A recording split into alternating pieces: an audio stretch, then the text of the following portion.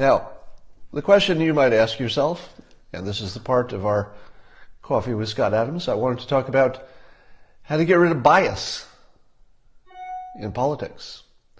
Let's talk about that. And to talk about that, we need to go to the whiteboard. So, as you know, human beings are horrible bias robots. We're just full of bias for everything. We think we have knowledge and reason and opinion and stuff, but we don't. We're mostly biased, and then we rationalize things after the fact. So in many realms, what humans have finally figured out how to do is how to create a system that decreases their bias over time. It's imperfect, but at least it gets you closer. So for example, if your domain is science, you might use the scientific method, understanding that all the scientists might be individually biased and biased by who's paying for their study and biased in lots of different ways, but the scientific process over time will drive out that bias with everything from controlled studies to peer review to that sort of thing. So science has a process for reducing bias, not to zero, but it's a good process. The legal system has thousands of rules about how you can and cannot prosecute somebody, what a lawyer can and cannot do, jury trials, etc. Collectively, the legal system and all of its rules is designed to drive bias out of the system. It doesn't do it perfectly. It's a continuous work in progress, but it's a good system.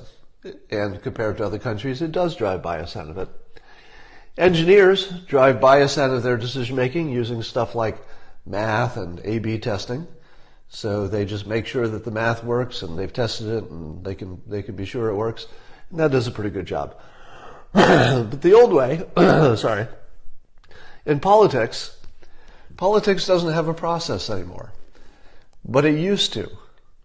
So politics used to have a process for getting rid of bias, not getting rid of it, but reducing it. And that process was the press would write stories about the government, and that would shine a light on things that were going wrong, or let's say there was money influencing it, or there was some kind of, something was out of whack. And that process of the press, focusing on things that are wrong helped us improve it and drive out the bias over time. But the business model of the press changed. And now the only way the press can stay in business is by getting lots of attention and lots of clicks. And the only way to do that at this point is to be more outrageous and more biased. So the very mechanism that was for many decades taking bias out of politics, the business model changed, and now the very thing that was supposed to take bias out is injecting bias. So I would say the big difference in the bias you're seeing, the extreme polarization, is that the business model of the media changed, and now it's their job to create bias. That's how they get more clicks, keep an audience, instead of driving it out.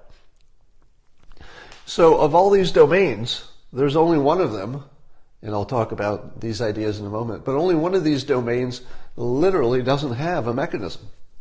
It used to, but it doesn't now.